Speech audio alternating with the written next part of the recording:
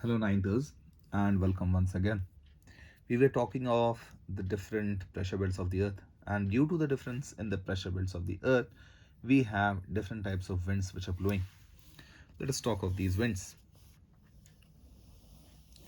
The winds which blow generally over the earth and which have fixed directions and they blow in fixed ways, those are called the planetary winds. These are common throughout the earth.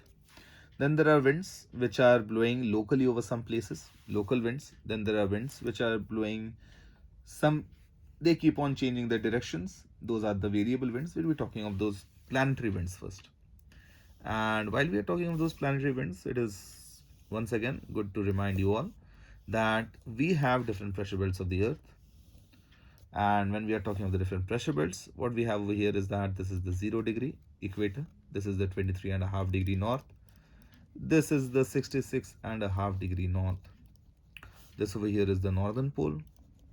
This over here is the 23.5 degree south, that is the Tropic of Capricorn. This over here is the 66.5 degree south, that is the Antarctic Circle, and this over here is the southern pole. Now, we had talked that this is a region of low pressure, this is a region of high pressure, this again a low pressure, this again a high pressure. Over here we have another high pressure, a low pressure.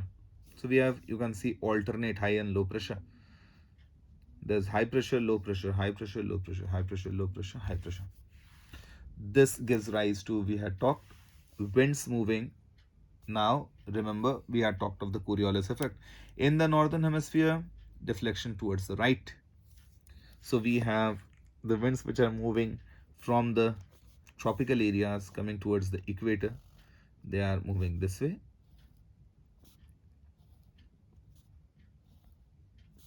These are known as the trade winds. Why are they called trade winds? Because these are called trade winds because they helped in trade, and in the Latin word they means tread, straight path, a fixed path. So they have a fixed path and they used to help in trade. How did they help in trade? They helped the European traders move to the other parts with the help of these winds. Back then they did not have, we did not have, humans did not have nuclear powered or diesel powered or engine boats with engines. They used to have boats with sails. So they used to have sails, canvas sails, and the boats used to be something like this. There used to be canvas sails. As wind hit the canvas sail, the boat used to move very easily and freely. So these boats used to move very freely in these areas because of these winds. That is why they helped in trade, called the trade winds. Similarly, in the southern hemisphere, deflection towards the left, so the trade winds are moving in this direction. These are the trade winds in the southern hemisphere. These are the trade winds. Next, we have from the tropical areas, the wind is moving towards the subpolar areas. Now, as they are moving in this direction, so facing towards the north, they are moving. So again, facing towards the north, the right side will be this. This will be the right side. So they are moving in this direction.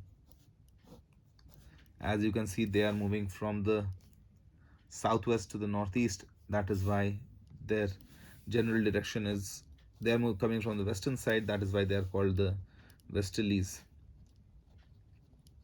Similar, we have over here the westerlies, the westerly winds. Over here we have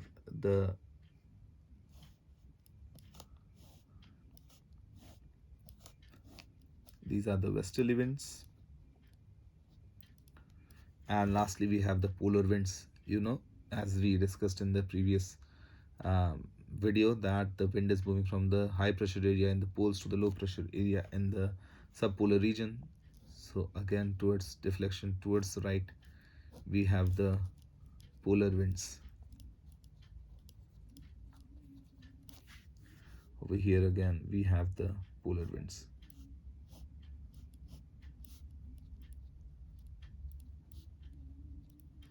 I guess this is clear to you all. What are the names of the winds? And there's this place over here is called the doldrum. Why is it called the doldrum? It is called the doldrum because as these trade winds are coming, as they reach near the equator from the 10 to 5 degree north to the 5 degrees south, this area, as they are reaching near the 5 degrees south latitude, this area becomes so hot that these winds are forced to rise up. So they do not reach till the equator, they rise up before reaching the equator.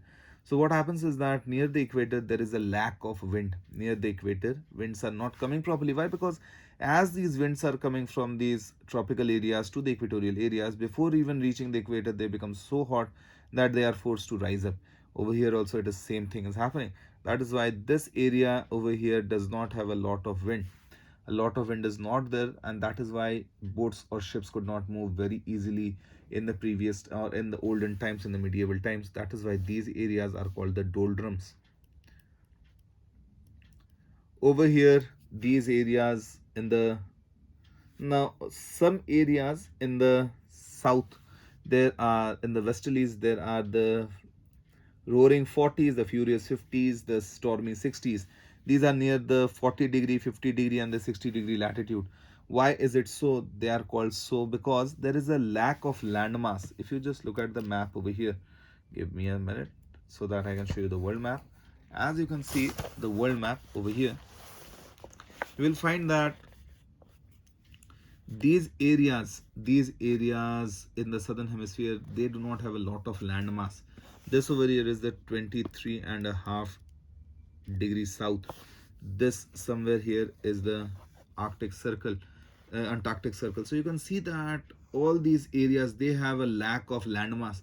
So wind can move very easily and freely. They are not hit. They do not hit, and they are not stopped by the landmass. So the winds can pick up a huge amount of speed, lot of speed. That is why the wind, they move in so fast in these areas that they make a noise. That is why it is called the roaring, the furious, and the stormy 40s, 50s, and the 60s respectively. Now I guess all these winds, trade winds, were clear to you all. Next we have the periodic winds, the land breeze and the sea breeze. They are periodic winds. You all know that periodic winds, land breeze and sea breeze have already been covered in one of the previous video lectures where I was talking of the maritime influence and the maritime climate. One thing, this area where the winds from the tropic is coming and meeting, you can see the wind from the tropical areas are coming and meeting in these areas near the equator. This area is called the intertropical convergence zone, the ITCZ. Now you tell me one thing, what happen or what will happen if this low, now the winds do not come and meet at the equator, the winds come and meet at a low pressure. The winds do not know where the equator is, the winds know where the low pressure is. Equator is something which we humans have made, but the low pressure and the high pressure is existing. So equator is imaginary, but the winds, they know that they have to come to the low pressure. Just imagine if this low pressure shifts upwards. So where will these winds move? These winds will have to move upwards. If the low pressure shifts downward, these winds from the north will have to come and meet downwards. So at times the low pressure belt, this ITCZ, keeps on shifting. When the sun is shining directly on the Tropic of Cancer during the summer season in the Tropic of Cancer areas, what happens is that the temperature in these regions goes so high, it becomes so hot that it is hotter than the equatorial area. So the low pressure shifts over here and the winds have to travel this way. And at times when the sun is shining directly on the Tropic of Capricorn, the low pressure belt or the ITCZ shifts in this area. So the ITCZ keeps on shifting, the low pressure belt keeps on shifting because of the difference in the temperature due to the different seasons. So this is why the pressure belts and the wind belts, they keep on shifting throughout the year. Next we talk of, there are the monsoon winds. When we are talking of the monsoon winds, what actually happens is this: we say that it is the southwest monsoon wind, and it is very easy to understand. Southwest monsoon wind, what happens is that during our summer season, that this ITCZ shifts towards the northern hemisphere, sorry, near India, near the Tropic of Cancer. So this area becomes the new low pressure belt. This area is now the new low pressure belt. So this low pressure has moved up over here. So what is happening is this low pressure is now no more the low pressure. Over here there is the low pressure. So these winds, these trade winds from the south, they have to move towards this low pressure belt. They will be meeting over here, they will be converging over here. The ITCZ has shifted over here to the near the Tropic of Cancer. Just see what happens. As this trade wind comes and crosses the equator, you all know what happens when they cross the equator. This over here is India. Suppose this over here is India. As this trade wind is crossing the equator, you all know that in the northern hemisphere they deflect towards the right due to the Coriolis effect. This is getting deflected. It was coming this way and it got deflected. It was coming this way, got deflected. Coming this way, got deflected. So this deflection, you can see that this is entering India through the southwest direction. That is why it is called the southwest monsoon. And what happens is that during the winter season, the ITCZ shifts over here. During our winter season, the ITCZ is shifting over here, and the winds are now moving from this area and coming to this area. So the winds are entering India through the northeast direction. That is why this is the northeast monsoon winds.